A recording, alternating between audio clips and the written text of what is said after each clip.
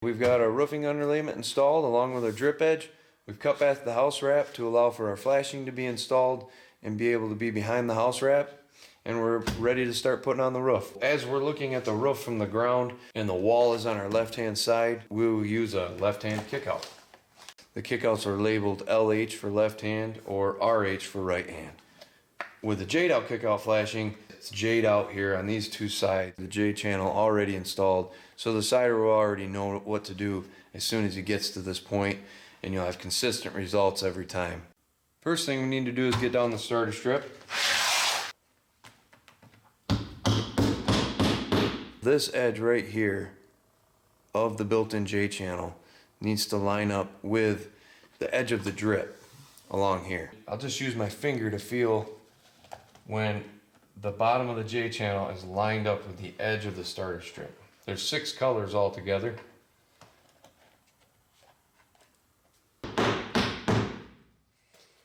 We'll put one nail in through the roof to hold the kickout in place on the roof, and then we'll just need a couple in the wall. Now we can install the first shingle.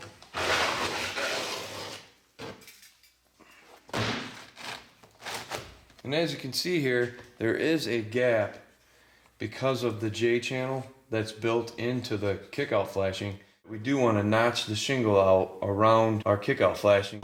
So we'll just take and notch out the shingle in that area so that we can make sure the shingle goes tight to the wall.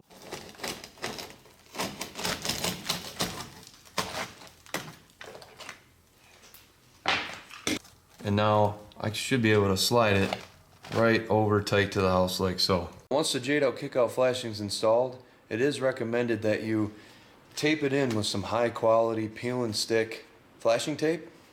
We will put our first piece of tape inside the J channel here.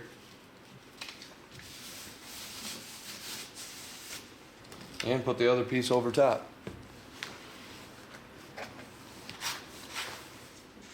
You can see that we've got it right down inside the J channel.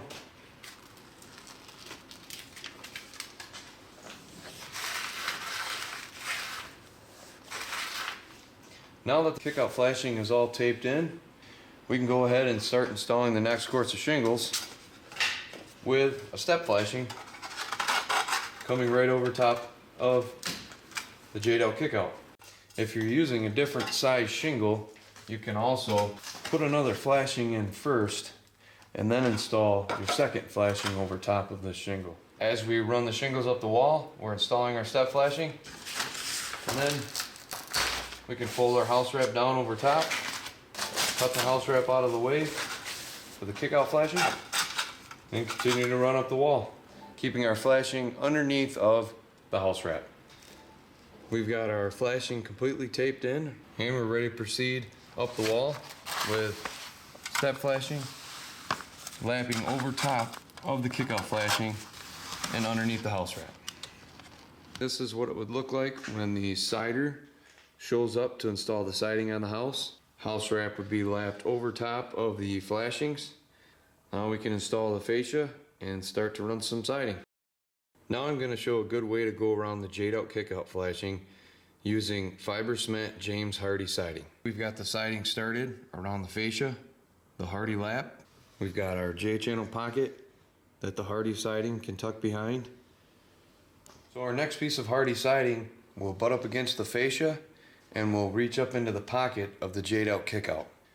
We've already sealed the end with the James Hardie matching paint dauber, and the piece of siding will slide in just like so.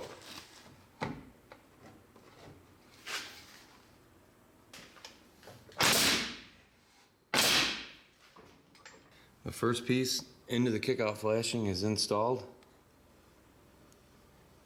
Ran up into the flashing. Just a small angle cut is all we needed. The next piece of siding will get cut into the kickout flashing and come up over top of it. We've got that piece already cut and the end sealed as well.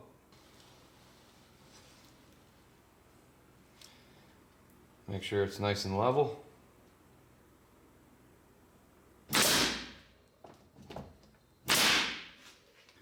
just 2 pieces and we're already up and around it. We can bend some metal and do something creative to cover up the step flashing. Now there's a few different ways to do this, and this is just one suggestion, but I've taken some brake metal here and I've bent it at about 2 inches, depending on the thickness of your shingles. 2-inch face, got a lip on it here, and it'll run up the wall. And I got a 1-inch flat part here that's actually bent slightly on an angle to allow water to run off this way as well.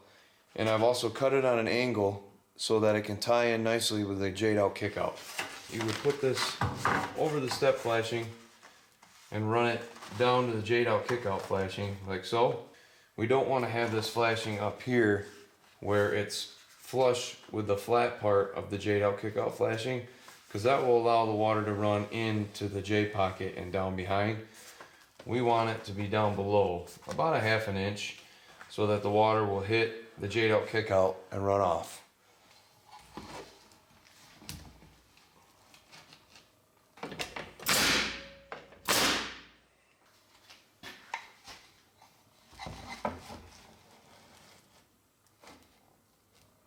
Now with all the hardy siding installed, you can see how our step tins are covered with the metal that we've bent.